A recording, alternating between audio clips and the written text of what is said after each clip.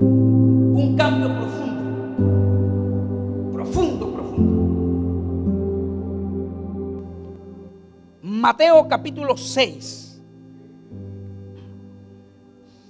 Voy a leer un poco en esta porción. Tengo un poco de paciencia. Dice la Biblia: guardaos de hacer vuestra justicia. Ojo aquí. Guardaos de hacer vuestra justicia delante de los hombres, para ser visto por ellos. De otra manera, no tendréis recompensa ante vuestro Padre que está en los cielos. Este versículo que acabamos de leer es una joya, hermano. Jesús está llamando a la multitud y le está diciendo, escuche, Jesús está diciendo, hay que hacer lo justo. Yo creo que sí entendemos cuando hablamos de ser justo, ¿verdad? En una ocasión, los fariseos confrontan a Jesús para ponerlo a prueba, para tentarlo, para encontrar error en él y así poderlo condenar. Y le hacen la pregunta sobre si era justo pagar tributo al César. Si se acuerdan de esa, hasta en las películas, la serie está. Y vienen ante él y dicen, a ver, lo voy a parafrasear, a ver tú, maestro de la ley, rabino, dinos tú, le dicen los fariseos, ¿es lícito pagar tributo al César? La Biblia dice que lo hacían para tentarle. Y Jesús responde con una respuesta magistral, una respuesta gloriosa.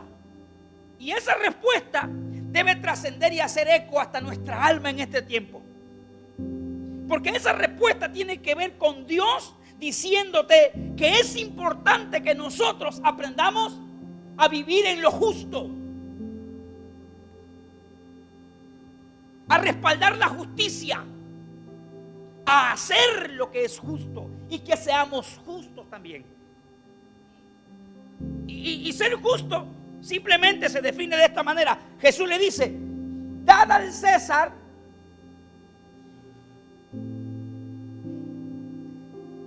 ¿quieres ser justo? Dale a cada quien lo que es de cada quien. Como decían las abuelitas, ni tanto que queme al santo, dice, ni tanto que no lo alumbre. ¿Quieres ser justo? Dale el tiempo que tienes que darle a tales cosas. Nunca te vayas de un lado, porque por mucho que a ti te parezca bueno, si sacrificas un tiempo a quien no deberías sacrificar, tú estás haciendo vamos, no tengas pena, injusto. Dale a cada quien lo que le corresponde. Y no estoy hablando de dinero precisamente. Estoy hablando, hermano, de que nosotros hacemos muchas cosas en esta vida. Es más, hermano, voy a decirle algo, hermano. A veces nosotros alabamos más a gente extraña de lo que alabamos a Dios. A veces nosotros piropeamos, alabamos y exaltamos, por ejemplo, a un patrón. Y le decimos a la familia, no que es que es buena onda, no que es a todo dar, no que es una chulísima persona, hermano. Lo exaltamos y lo alabamos tanto que cuando tenemos que alabar y exaltar a Dios, ser justo. Entonces, en este capítulo 6, el Señor nos dice que aprendamos a ser justos. Dice, guardaos de hacer vuestra justicia. Pero escuche esto. El Señor dice, seamos justos, pero no sean justos de acuerdo a sus criterios. Una cosa es ser justos y otra muy distinta es ser justo de acuerdo a tus. ¿Sabe que hay gente que cree que es justa, pero es justa de acuerdo a sus criterios? Y normalmente la gente que es justa de acuerdo a sus criterios llegó a esa conclusión porque esa conclusión beneficia su conveniencia. Hay gente que es justa de acuerdo a su criterio siempre y cuando esos criterios no afecten su comodidad. Hay gente que es justa de acuerdo a sus criterios siempre y cuando esos criterios no afecten su integridad personal, no afecten sus talentos, no afecten sus habilidades, siempre y cuando esos criterios no afecten lo que ellos más aman. Y Jesús dijo, es importante que seamos justos, justos en el tiempo, justos en la familia, justos en la iglesia, justos donde quiera que vayamos, seamos justos, pero no de acuerdo a vuestra justicia. Porque cuando se es justo de acuerdo a nuestra justicia, solo estamos buscando nuestra propia conveniencia y no honrar a Dios. Ahora, ahí te va aquí el asunto. Hacer cosas de acuerdo a tu conveniencia,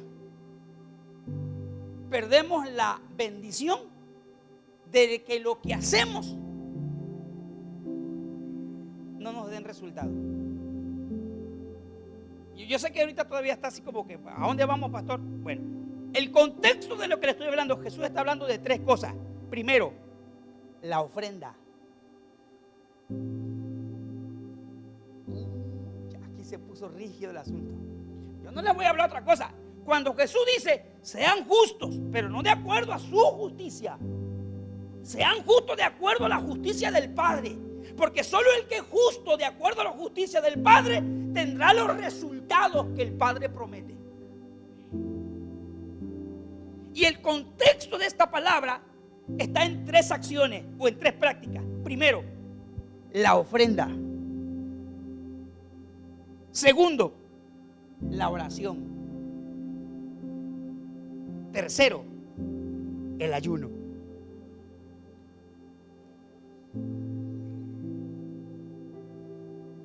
Ay, ay, ay. ¿Por qué será? ¿Cómo era Jesús, verdad? Son tres cosas que cuando uno no la hace de acuerdo a la justicia de Dios, solamente buscamos la conveniencia de nuestra carne. Porque Jesús en estas tres cosas toca tres áreas del ser humano que son las que más le duelen.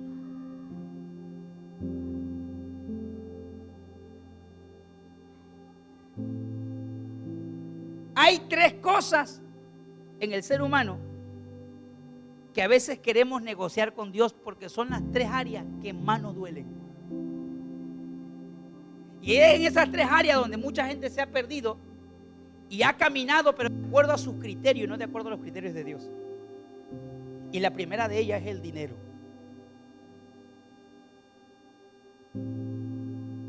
Hay tres cosas que al ser humano le duele. Número uno, dinero. Número dos, comida. Y número tres, tiempo. Es decir, al que no le duele la comida, le duele el dinero. Y al que no le duele el dinero, le duele el tiempo. Es decir, hay gente que dice, a mí pídame lo que sea, pero tiempo no, porque tiempo no tengo. Y si es tiempo para la iglesia, yo voy a dar el que yo pueda, de acuerdo a sus criterios.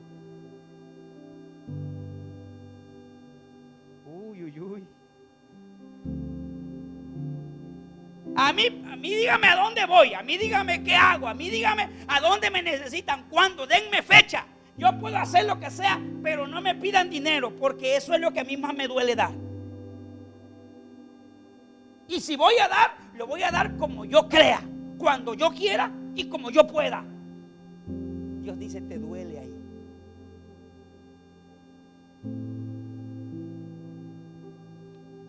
A mí pídanme que yo ore, pastor. A mí pídanme que yo ore de cuánto hay que cooperar. Pero no me hablen de ayunar, porque si algo, mi mayor me acuerdo de un hermano que me decía una vez, mi mayor debilidad, pastor, mi mayor debilidad es la comida.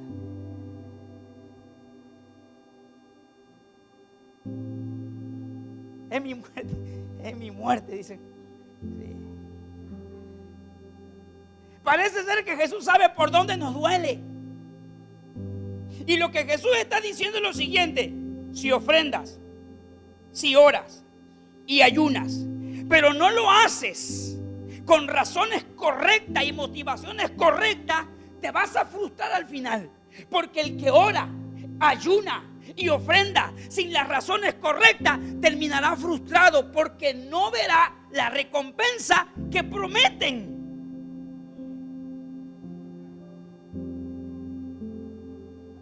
No sé si me estoy dando a entender. Es un peligro, hermano, porque escuche, es un peligro orar, ayunar y ofrendar sin las motivaciones correctas. Más que un peligro, se puede convertir en una desgracia, así como lo oye. Pastor, ¿cómo que ayunar se puede convertir en una desgracia? Claro, cuando tú no tienes correctas tus motivaciones. ¿Sabe por qué? Porque el que ayuna, el que ofrenda y el que ora, no me dejará mentir, lo hacemos porque amamos a Dios. Pero en la mayoría de los casos de los creyentes, hacemos todas estas cosas porque esperamos una promesa detrás de ello. Amén. No me diga, ahora va a resultar que no. Nosotros estamos ayunando y estamos orando y estamos invirtiendo tiempo y esfuerzo porque estamos esperando una promesa. ¿Y qué pasa si la promesa no llega? ¿Falló Dios? No. Tendremos que revisar cuáles fueron nuestras motivaciones. Todo el que ofrenda, hermano, la mayoría de la gente en las iglesias, yo no digo todos, algunos han cruzado el umbral, hermano. Algunos han cruzado la línea y lo hacen por amor, lo hacen por fidelidad, lo hacen por fe. Pero aún así, en algún momento lo hacemos porque esperamos de Dios una respuesta.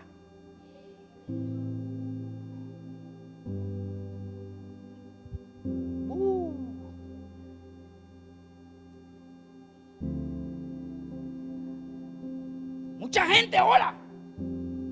Las iglesias están llenas de gente que ora. Usted y yo estamos orando actualmente y oramos siempre, hermanos. Pero no me dejará mentir que en la mayoría de los casos la gente ora porque está esperando de Dios una respuesta. La gente ayuna, hermano, y hace este ayuno, este otro tipo de ayuno. Hermano, yo he escuchado gente que dice, hermano, oré y ayuné y sembré y hice tantas cosas y la respuesta de Dios nunca llegó. Jesús dijo, guárdate de hacer la justicia delante de los hombres para ser vistos por ellos. Escuche esto. ¿A Dios no le importa tanto lo que hacemos? Apréndase esto, hermano.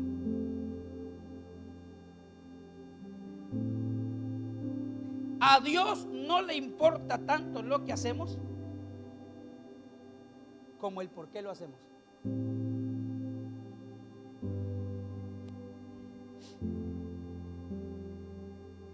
Porque solo el por qué lo hacemos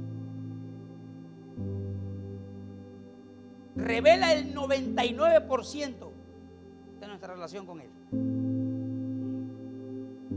El 90%, póngale. Solo el 10%, según algunos, roban la atención de Dios y que tiene que ver con lo que hacemos. Es decir, del 100% de la atención de Dios, Dios le dedica 10% a lo que haces. El 90% de la atención de Dios se va hacia tus intenciones. Yo no sé si yo me estoy explicando.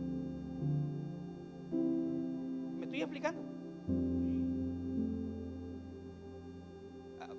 Por favor, búscame por favor una imagen de un iceberg. A ver si podemos ilustrarnos allí. ¿Se acuerdan del Titanic? ¿Se acuerdan?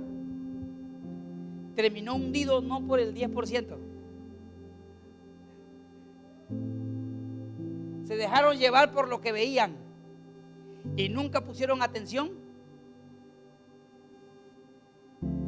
Vamos. Se dejaron llevar por lo que veían en la superficie y nunca pusieron atención a lo que no podían ver. Y lo que no podían ver fue lo que terminó hundiéndolos. Ay. Lo que no pudieron ver fue lo que representó su más peor y trágico fracaso. El Titanic, al igual que ustedes y yo, estaba construido para grandes hazañas. Ay. El Titanic, al igual que usted y yo, estaba construido para grandes cruceros. Si hubiesen sido más diligentes, si hubiesen sido más prudentes, si hubiesen puesto atención en lo que no veían más que a lo que veían, hermano, hoy la historia fuera distinta. Hoy se hablara en la historia de una embarcación, hermano. ¡Wow! No sé cuántos famosos pudieron haber navegado en ese navío. No sé cuántos famosos, cuántos escritores, cuántos filósofos, cuántos científicos, cuántas celebridades. No sé cuántos eventos, hermanos, épicos del mundo pudieron haberse desarrollado en esa nave. Pero ¿saben cuál es el problema? El mismo problema que la multitud en las iglesias, hermanos. Muchas veces centramos la mirada en lo que se ve y no. Y sabe, hermano, lo que se ve es lo que hacemos cuando te arrodillas. Lo que se ve es lo que hacemos cuando levantas la mano. Lo que se ve es lo que hacemos cuando cantas. Lo que ve es lo que hacemos cuando sirve. Pero lo que no se ve son nuestras intenciones.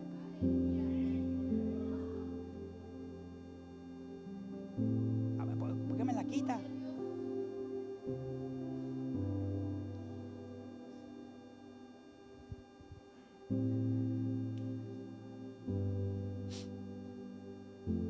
Dejemos a un lado la ofrenda, porque eso es otro, eso es lo que está dentro del contexto. Pero voy a centrarme en dos cosas: la oración y el ayuno.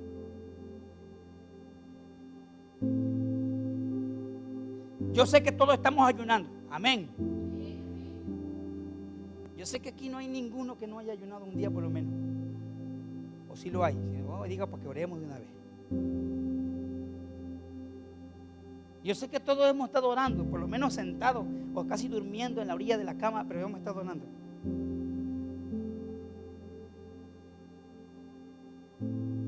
Pero ¿por qué lo haces? ¿Cuáles son tus intenciones? ¿Cuáles son las motivaciones que te llevan a orar y ayunar? Jesús dijo que el cuidado, hermano, el peligro más grande, la mentira en el que muchos de nosotros caemos, es que a veces hacemos lo que hacemos, una, o porque nos están presionando, dos, o porque en la familia todo el mundo está ayunando y ni modo que yo me ponga a comer, tres, porque no quiero parecer en la iglesia como el que no. Yo no quiero, no. Y que luego, conociendo al pastor como es, seguro va a decir que yo no ayuné.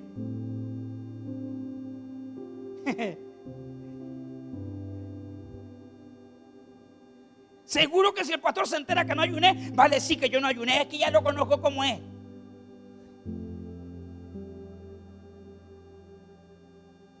Es que yo estoy ayunando porque mi mamá me está dale y dale que yo ayune. Es que yo estoy ayunando porque mi esposo está dale y dale que yo ayune.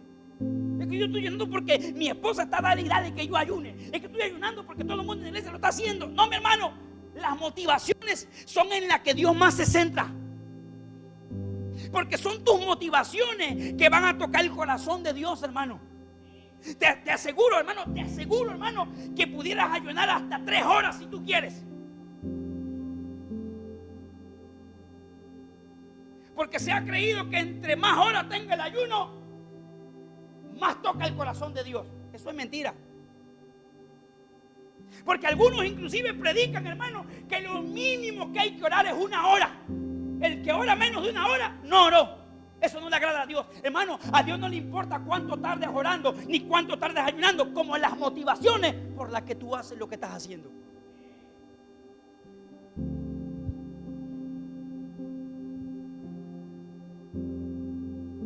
¿Me voy a entender ya? Es como que alguien te diga te amo sin sentirlo. Es como que alguien te escribe una carta romántica mientras escucha una música de rock.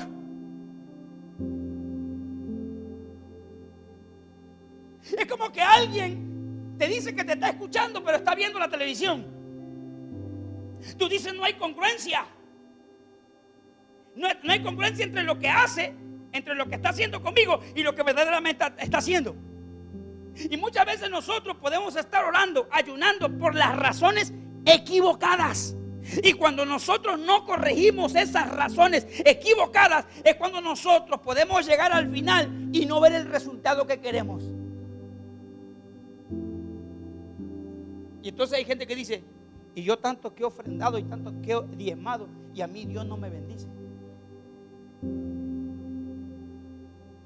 Y yo tanto que he orado y he ayunado, y por qué a mí Dios no me ha dado un milagro. ¿Me va siguiendo, hermano, con esto?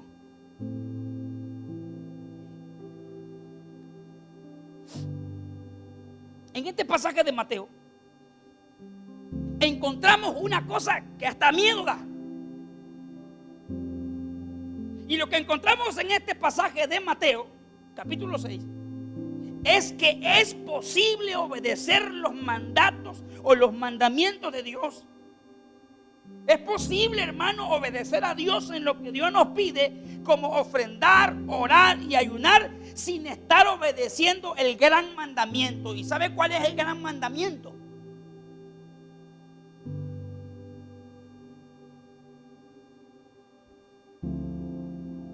La gente, escuche, la gente que recibe una respuesta de Dios, la gente que ve milagros, Esteban, la gente que puede palpar los resultados basados en las promesas de Dios, es la gente que sabe que cuando hace algo, espera algo de Dios, pero no es lo que le roba el aliento, no es lo que le hace sacrificar su tiempo, no es lo que le hace sacrificar su estómago, no es lo que le hace sacrificar su cartera, sino que la razón más grande para ellos es que ellos lo hacen porque aman a Dios, conocen a Dios, cómo es Dios.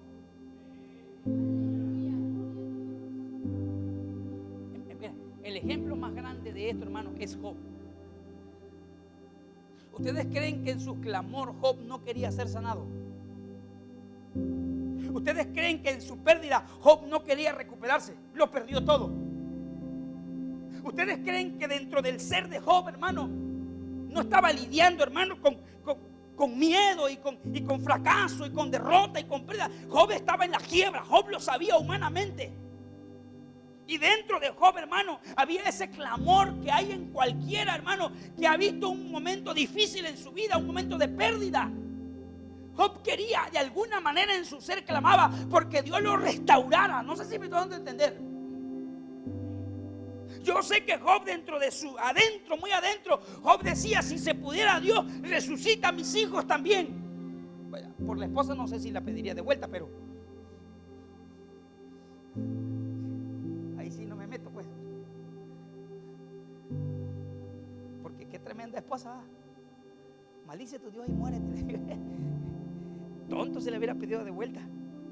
O de perdida, conviértela ya y luego la traes, ¿no? Pero yo sé que dentro, muy dentro de Job, hermano, Job anhelaba ser restaurado. Job anhelaba ver la mano de Dios haciendo un milagro en su vida.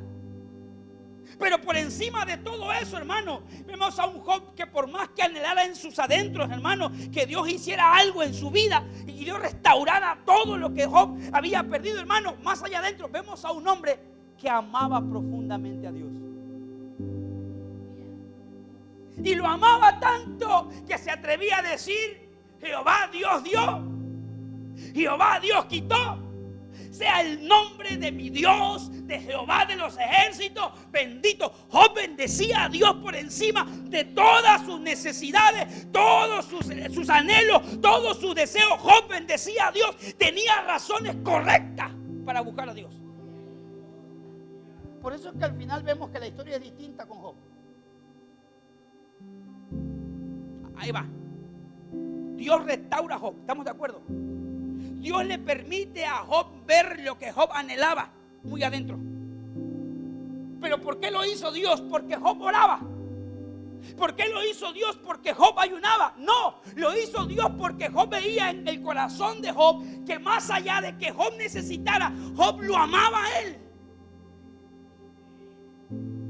Y que de la misma manera en que Job lo adoraba, hermano, y le rendía altar a Jehová, cuando Job no había sido tocado por la desgracia, con la misma intensidad, Job le ofrecía alabanza, adoración, le ofrecía ayuno, le ofrecía sacrificio al Dios del cielo, aún perdiéndolo todo. Job amaba a Dios.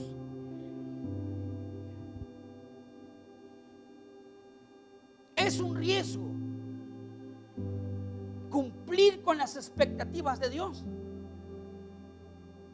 sin estar claro del por qué lo hacemos. Jesús dijo: amarás al Señor tu Dios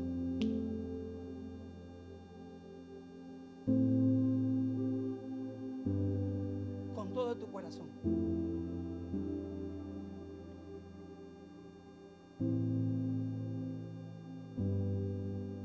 La gente que se rinde a Dios y le dice: Señor, me des o no me des, vea o no veas tu gloria, tú seguirás siendo mi Dios. Es la gente a la que Dios sorprende.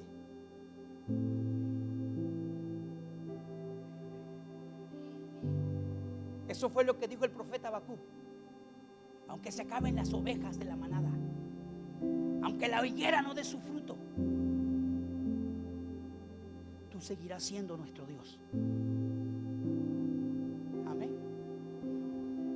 Y ayunamos y oramos y hacemos lo que hacemos, no solo porque creemos que Dios es un Dios que responde y es un Dios que es galardón a los que le buscan, sino que lo hacemos porque tenemos una generación de gente que aprendió a amar a Dios por encima de sus necesidades, y que no son las necesidades los que nos están moviendo, sino, hermano, sino su presencia. Su presencia para nosotros es más importante, hermano, y nosotros sabemos que si buscamos la presencia de Dios antes que cualquier cosa, Dios se compromete a añadir lo que haga falta, pero primero su presencia. Yo quiero que te pongas de pie.